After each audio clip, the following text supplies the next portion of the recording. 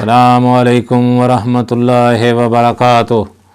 الحمدللہ والصلاة والسلام علی رسول اللہ۔ اشہد ان لا الہ الا اللہ واشہد ان محمدا عبدہ ورسولہ۔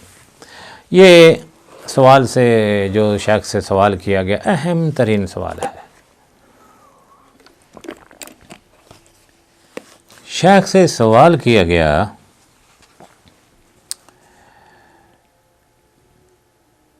کہ آیات و اذکار لکھ کر گلے میں لٹکانا یا ہاتھ میں باندھنا، اس کا شرعی حکم کیا ہے؟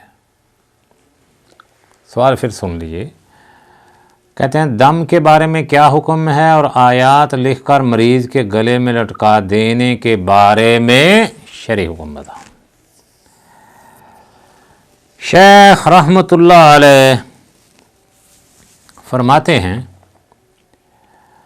جادو یا دیگر بیماریوں میں مبتلا انسان کو قرآن کریم کی آیات یا مباح دعاؤں کے ساتھ دم کرنے میں کوئی حرج نہیں۔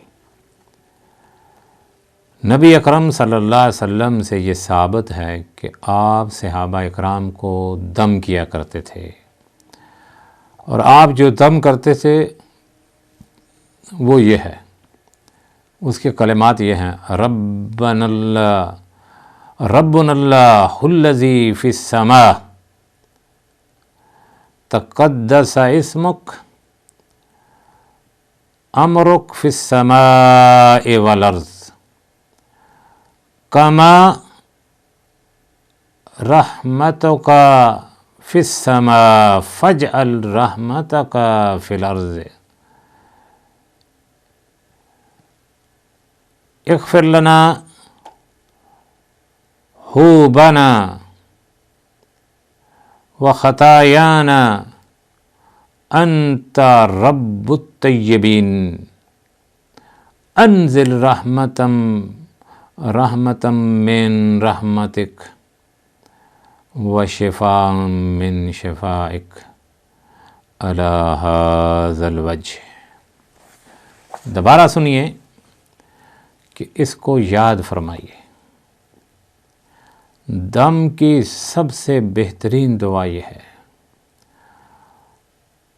ربنا اللہ الذی فی السماء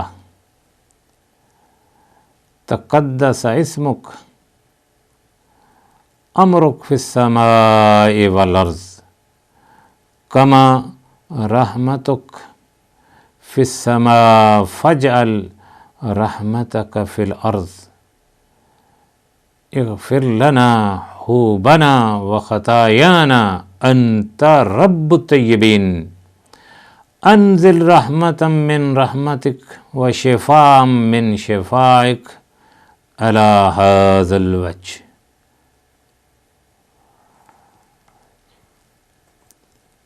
من شفائک علی ھذا الوجہ۔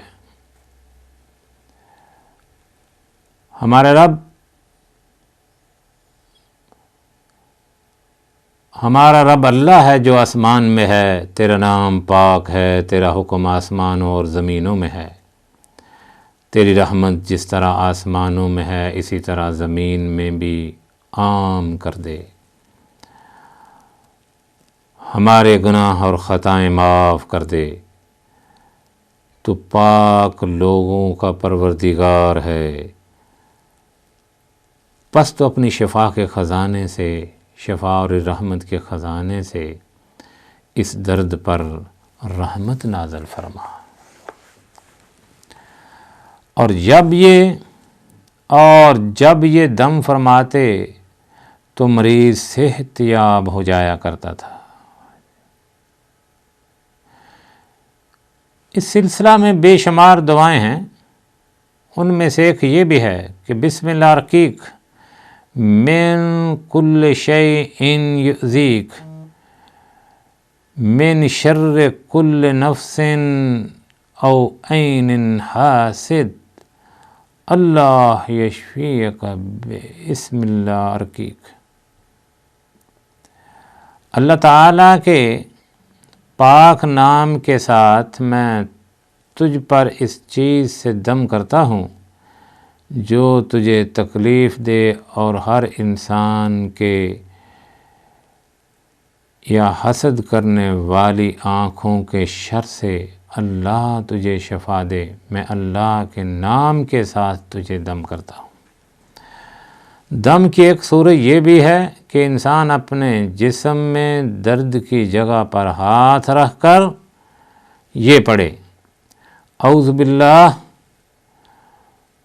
وقدرتہ من شر ما اجد وحاذر، میں اللہ تعالیٰ اور اس کی قدرت کی پناہ لیتا ہوں اس تکلیف کے شر سے جو مجھے ہو رہی ہے اور جس سے میں ڈرتا ہوں۔ علاوہ ازیں اہل علم نے اس سلسلہ میں وارد رسول اللہ صلی اللہ علیہ وسلم کی اور بھی کئی احادیث ذکر کی ہیں۔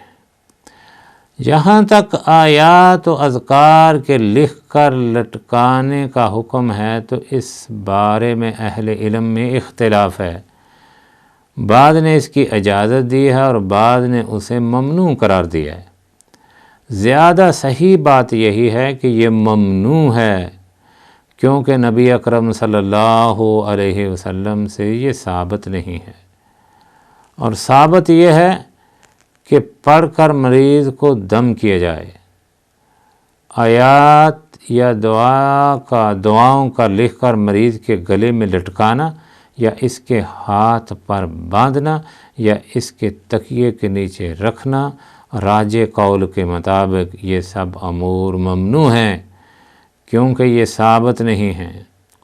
شریعت کی اجازت کے بغیر اگر کوئی شخص کسی امر کو کسی دوسرے امر کے سبب قرار دیتا ہے تو اس کا عمل بھی شرک ہی کی ایک صورت ہے، کیونکہ یہ کسی ایسی بات کا سبب قرار دینا ہے جسے اللہ تعالیٰ نے سبب قرار نہیں دیا۔ جہاں تک تعلق ہے نا دم کرنے کا، دم کرنے کے بارے میں تو اللہ کے نبی صلی اللہ علیہ وسلم نے رخصت دی ہے۔ آپ اپنے آپ پر خود دم کرتے، جب آپ بیمار ہو گئے تو آپ ام المومنین حضرت عائشہ رضی اللہ تعالیٰ عنہ دم کرتی۔ ابو سعید خدری کی وہ مشہور حدیث ہے جس میں انہوں نے دم کیا، لیکن دم کی کچھ شروط ہیں،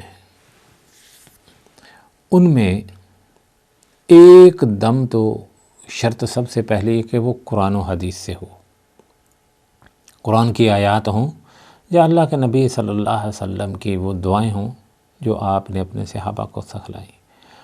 تیسری زبان میں وہ عربی میں ہو۔ چوتھی شرط یہ ہے کہ وہ سمجھ میں آ رہا ہو یہ کیا پڑھا ہے دم کرنے والا۔ یہ وہ شرطیں ہیں جو مرد اور عورت کے لیے دونوں کے لیے ضروری ہیں۔ قرآن و حدیث سے ہو، نہیں تو قرآن سے ہو، حدیث سے ہو، عربی زبان میں ہو، اور نہ ہو تو پڑھنے والا جو پڑھ رہا ہے اس کی سمجھ آ رہی ہو۔ اگر اوٹ بٹاٹ مار رہا ہے کوئی نہیں، یہ دم نہیں ہے، یہ جادو ہے۔ عورت کے لیے ایک اور شرط ہے کہ اس کو دم کرنے والا اس کا محرم ہو۔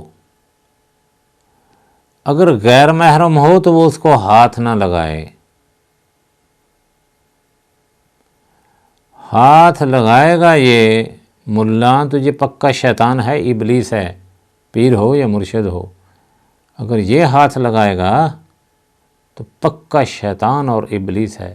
یاد رکھنا کہ بیماری تو چلی جائے گی، جو جن بھوت اس کے اندر آئے ہیں نا وہ بھی چلے جائیں گے، لیکن یہ ملا نہیں نکلے گا۔ یہ ان سے بھی زیادہ خطرناک ثابت ہوگا، اندر گھس کے بیٹھ جائے گا۔ پھر اس کو نکالنے کے لیے ایک اور ملا کو لانا پڑے گا،